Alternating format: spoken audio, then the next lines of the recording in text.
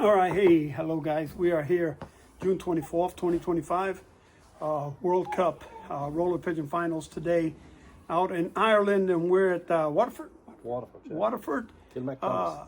in Ireland, and we're here with Mickey Gator, guys. And Mickey Gator, I've been out here a couple of years ago for the Euro Cup. I know you placed Fourth. fourth. This year. And there was, I want to say, well, first, congratulations making it to the finals here. And I wanted to say that I noticed different birds this time. So I noticed it, and maybe you could tell us about maybe some changes you made or something, or what are you flying here now? He just competed, guys, and I have the total, and I haven't totaled it up yet, but we're gonna find out a little bit about Mickey Gator. Flying a mixture of birds to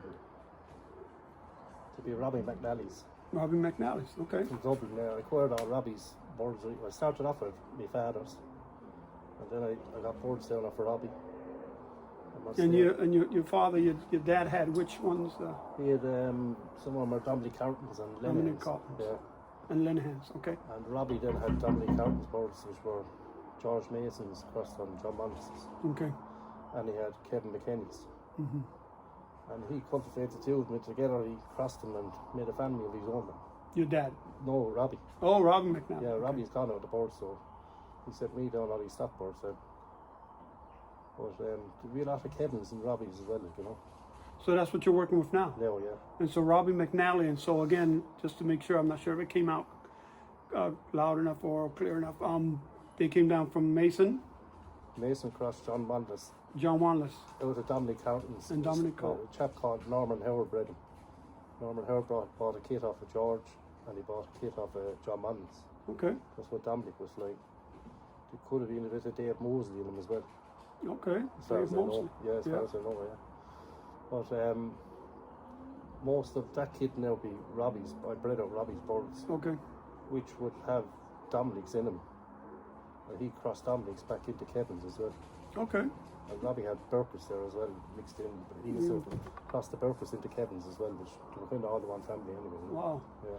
Yeah, I noticed much bigger breaks on this fly here with these birds. The wind caught him a bit. The wind did cause him to lose some. They went a little far out at Yeah. first, called a timeout, needed timeout, put them back on. They popped in on us from out of behind us. They're down a valley here. Yeah. You have the mountain this side and the sea here. Or if you went up the hill, you'd see how low you'd be here. You really have to get the birds up over it, to get the big breaks. Yeah. What is one of the things you do, Mickey, to prepare your birds? Do you fly in the winter? Or you lock down? You lock down. I won the last fly, the All Ireland last year in July. You won it? Yeah.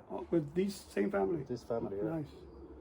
And I locked them down. I started working on them again in April. So they're locked down more or less 8 months. I just fly young birds through the winter. Okay, yep. And I got them going then in April up to now. So you pulled old birds out in April again. Yeah. And what is one of the things that you do as far as getting them back into shape? Well, it's easier to get a bird into shape that's out of shape. Like if you keep flying rollers, it's hard to get them into condition. So you're better off starting with pigeons out of shape to bring them into condition. So that's the way I work them, Now, I don't get mud fat. Like when they're locked down, they're on a feed ration to keep it at. So what are some of the feeds, seeds Wheat. that you wheat? You go straight to wheat and just start thinning them off the fat, maybe. Or... Yeah, I don't condition them by starving them or hungry. I condition them by long time flying. Long time flying. Yeah. Okay. Like 2 or 3 hours in the sky. And I fly them, rest them, fly them, rest them, fly them, rest them. And then say the last week of the competition, I fly them straight for 4 days. That's when I take them down a bit on body weight. And then I build them back up. Like maybe 2 days before, build them back up. Yeah, for yeah. A couple days. Nice. But that's only the week before the flight. Otherwise, they're on feed ration 4 days through. Nice. Yeah, Mickey, again, big difference. I heard that you are qualified, and I said, oh, yeah, I know Mickey. And then some of the guys were saying, yeah, he's flying some good stuff. And I said, all right, excited to come out and see you. again, I'm told you score up, but again, congratulations. We have a qualifier coin. Not sure if you've seen it, No. any of the interviews yet, but it's a neat coin. Yeah, Lovely, this yeah. is for you, buddy.